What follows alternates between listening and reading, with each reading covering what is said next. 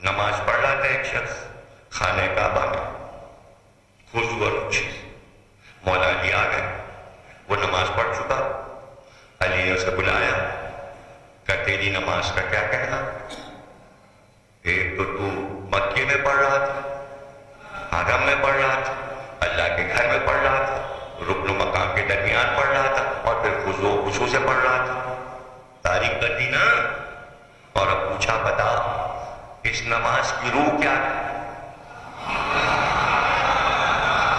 اس نماز کا باطن کیا ہے؟ اس نماز کی تعبیر کیا ہے؟ اب اس نے خود پریشان ہو کے کہا مولا کیا نماز تعبیر ہے؟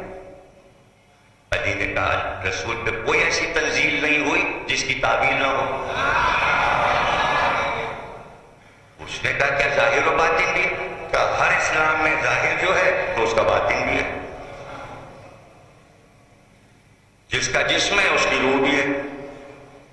اب بتا اس نماز کا باطن کیا ہے؟ کہ میں تو پڑھتا ہوں، مجھے کیا پتہ ہے اس کا باطن کیا ہے؟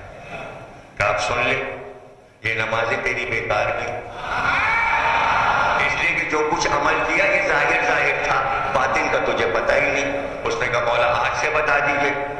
تو دیکھیے اس کی غلطی پہ تھوڑی والی نے کہا کہ تو جہنم میں جائے گا، ارے بھائی آج معلوم ہوا ہے تو آپ سے صحیح کر لو۔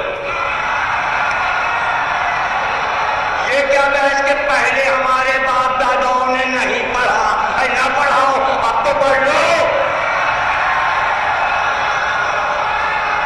غصہ کیا ہے کہ منہ پھلا کے چلے گئے؟ یہ کیا ہے؟ یہ کیا آتا ہے؟ صحیح کر لو۔ اس نے کہا مولا بتائیے۔ کہ سن نماز ظاہر ہے، اس کا باطن میں ہوں۔